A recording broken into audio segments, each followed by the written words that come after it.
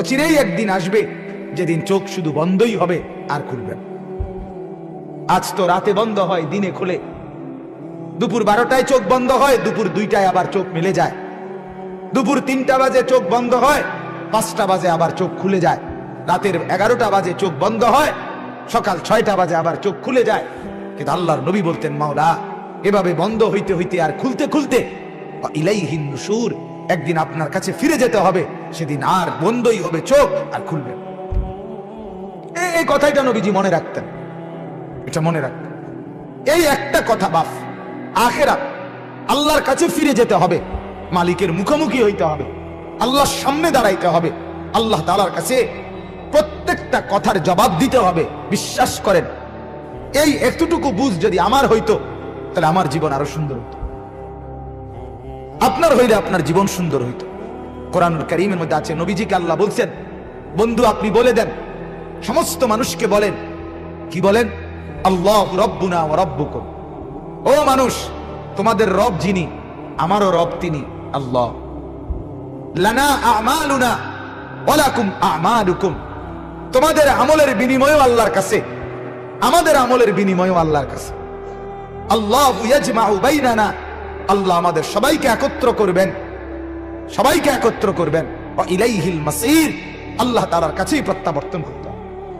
আমার যুবক ভাই, যত রং তামশাই তুমি করো, যৌবনের এই বাহাদুরি তুমি যাই করো, কত ছেলে আছে কোনো পাত্তাই দেয় না আলেমদের কথা। ইমাম সাহেব মসজিদে কলিজা ফাটাইয়া জুমার নামাজে বয়ান করে, উনি এটারে কিছুই মনে করে না, কিছুই মনে করে জীবন মানেই এই খাদ্য খাবার আনন্দ ফুর্তি। না ভাইয়া, আনন্দে থাকি আর বেদনায় থাকি, হায়াত কিন্তু শেষ হবে, কোনো সন্দেহ নেই।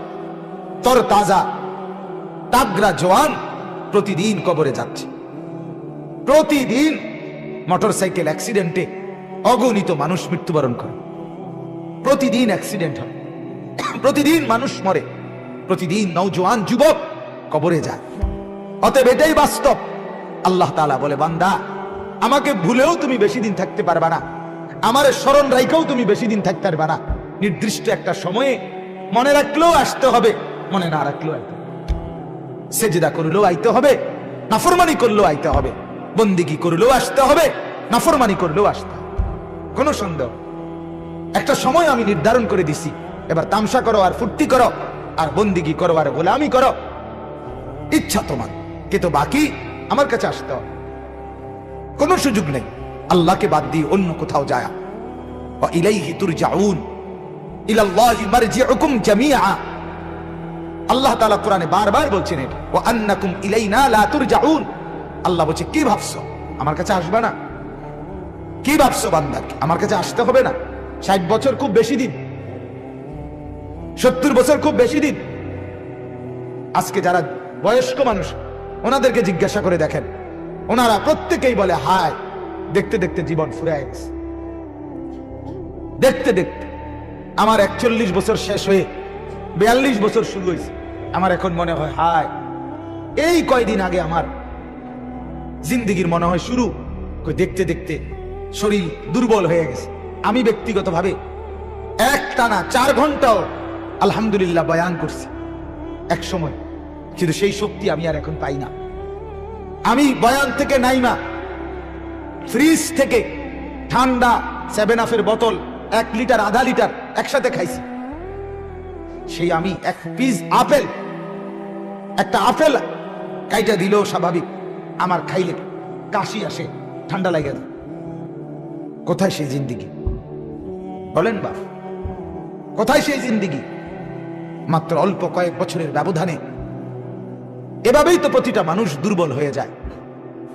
এজন্য তরতাজা যুবক ছেলেরা বুঝতে চায় না, শরীর স্বাস্থ্য সুঠাম সুন্দর তরতাজা হাত পাও। আমার এই, আমি সেদিনও বলছি, আমার গলার মধ্যে এই যে ভেতরে গোটা হইছে, বললাম তো এটা মাইক্রোস্কোপ যন্ত্র দিয়ে দেখা যায়, এরকম ছোট্ট গোটা। আমার যে সার্জারি হইছে এটার নামই মাইক্রো সার্জারি, একেবারে সূক্ষ্ম, সামান্য, একবারই সামান্য, ঘামাচির চাইতেও সামান্য।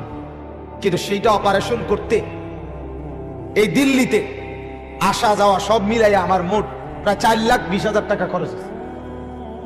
আমি ভাবছি যদি আমার এই পুরা হাত ঠিক করতে হয়,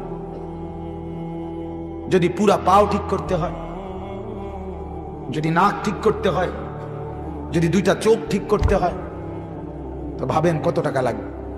তাহলে এবার ভাবেন রব্বুল আলামিন আমাদেরকে কত লক্ষ কোটি টাকা দামের এই দেহ দান করছে।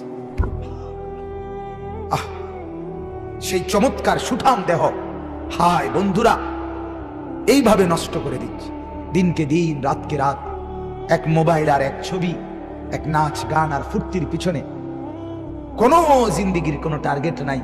কেন আসলাম, কি করছি, আমি মানুষ, আমার করণীয়টা কি, এইভাবে খামখেয়ালি কেন হয়ে গেল? কেন হয়ে গেল? মুসলমান এভাবে ভুলে গেল কেন নিজের দিনকে, নিজের আদর্শকে? বেঈমান তো বেঈমানের ভ্রান্তি ভরা, ভুলে ভরা ধর্মকে বলে নাই।